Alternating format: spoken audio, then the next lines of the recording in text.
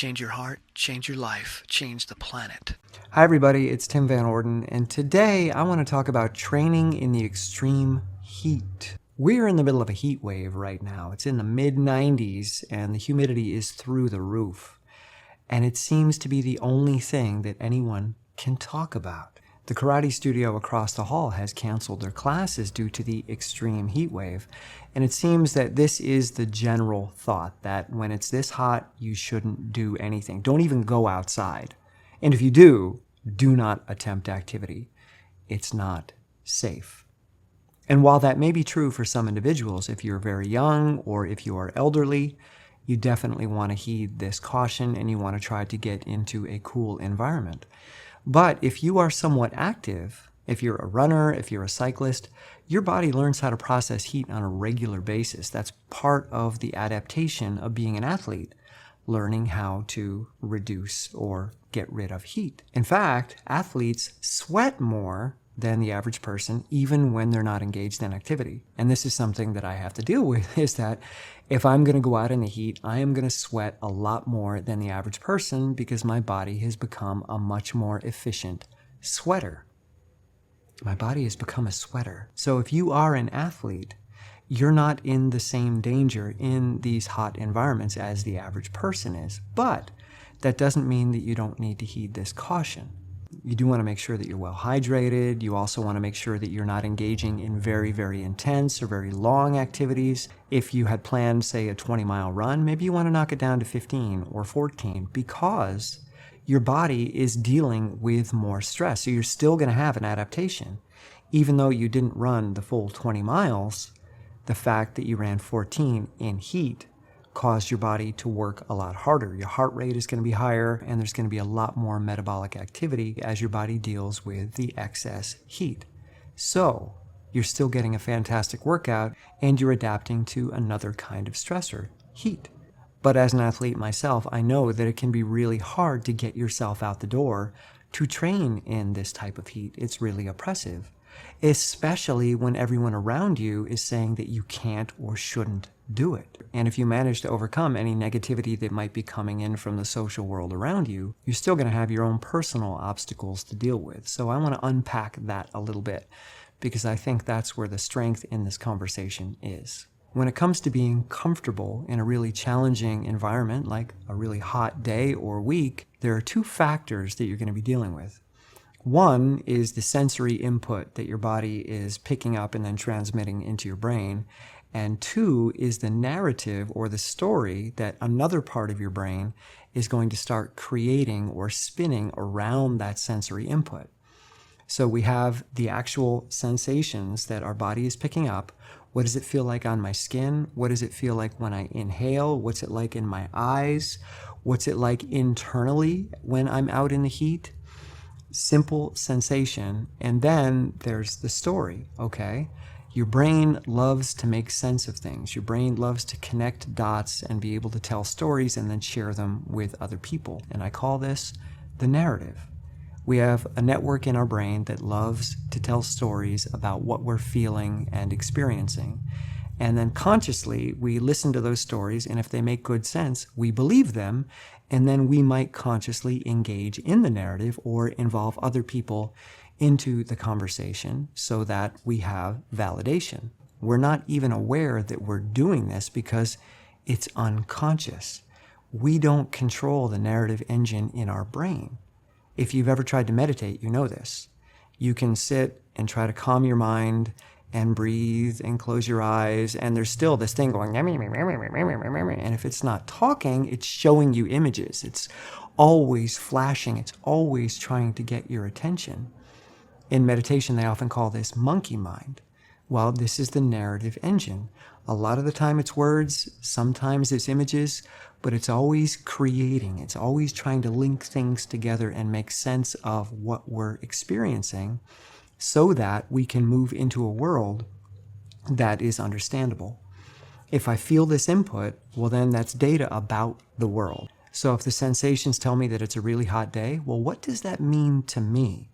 And what has that meant to other people? What stories have they told about that?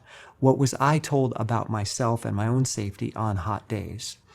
chances are that my narrative is going to find that data in my memory banks. It's going to load it up, and then I now see the world in a different way, and one in which activity is not permissible. So what I've learned to do with heat and with cold, the opposite extreme, is to realize that I'm going to have sensations and that I'm also going to have these stories that are being generated. And the trick is to tease them apart, to part the C's, the part of my body that sees or senses, and the part of my brain that sees a way through or a coherent narrative or story to tell about it. So we have these two ways that we interact or see the world, physically and sensorially, and then narratively and consciously. And the sensory part of us doesn't have time. Time exists in the narrative. We build time in our stories. So if you're just paying attention to your sensations in this moment, you're not thinking about how hot it was yesterday and what that experience was like, and you're not thinking about how hot it's going to be this afternoon or tomorrow. You're not weaving that data together to build a story or to build a plan for how you're going to engage with the day. Your brain is taking the past, it's taking the future, it's bringing them together with the sensory input you have right now, or stories or memories that are triggered by that sensory input, and then it's predicting what your experience is likely to be, and then another part of your brain puts a plan in motion based on those predictions. Oh, this is what my day is going to be like, and therefore this is what I'm going to do or not do. So back to parting the C's. You want to focus on your sensations. When I walk outside of my studio door, it's a lot hotter in the stairwell. So when I go out there, the first thing I do is I feel the heat hit me. I get present to it. And then I allow myself to simply be hot. Okay, yep, my face is hot. Oop, my arms are hot. Oop, the rest of me is hot. Yep, I can feel the heat. I can feel the humidity. Okay, just be with that. Okay, well, how is it? It's different. Is it intolerable? No, it's tolerable. I can handle it. How does it feel to move in it? Okay, it's sensation. It's hot, but it's not stopping me from moving. Do I feel like I'm in danger? No, not at all. I just noticed that it's very different than being in my studio. And the same thing with a run. If you get present to your sensations and you keep checking in with them, you know if you're in danger or not. But it's when you push yourself and don't check in, when you say, I have to do the 20-mile run because that's on my schedule, and you don't take any other factors or variables into consideration. You say, the plan is the most important thing, not the reality. But the plan, this abstract plan that didn't consider any of these variables, that's what's important. But it's not. That's where you get into trouble. So you walk outside, you feel it, you notice the sensations, you notice the stories that want to start taking over, and you say, this moment is all there is. How am I in this moment? I'm good. Take a few steps. I'm good. Start running. I'm good. Check in 10 minutes from now. I'm good. Is it comfortable? No. Is it intolerable? No. Can I keep going without damage? Yeah. Okay.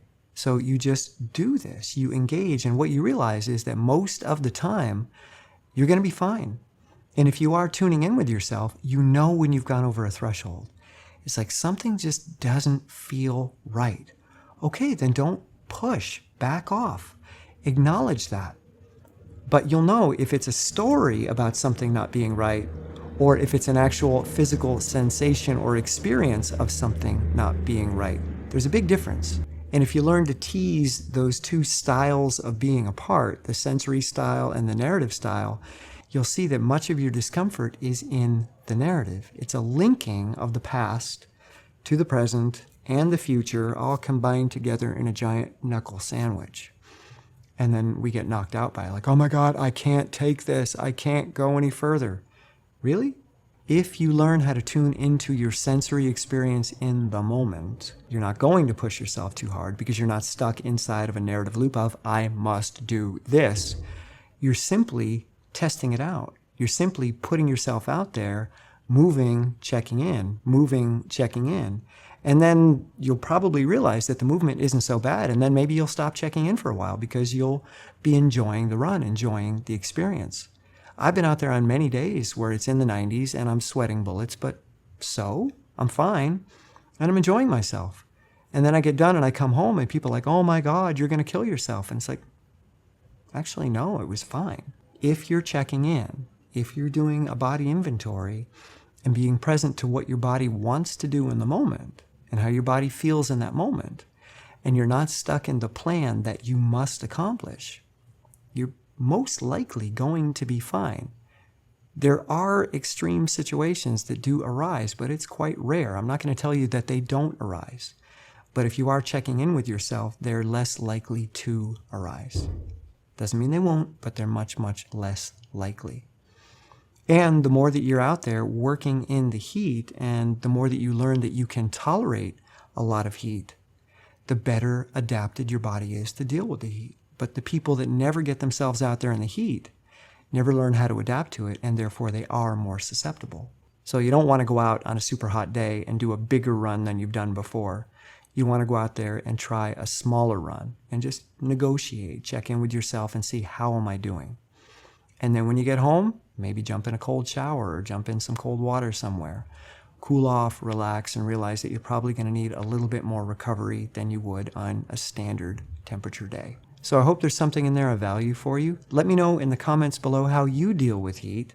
And if you live in Florida or Texas or Louisiana or Arizona, you probably run in temperatures hotter than this all the time. And you're probably like, why are you guys up in the Northeast complaining? This is just a normal day. And you're probably right. So again, let me know in the comments below what your running experience is like in the summer. And if you like this video, give it a thumbs up. If you like my channel, subscribe. And come on over to Patreon, $1 or $2 a month, and you help me stay in this game. And I greatly appreciate it. All right, I'll see you soon.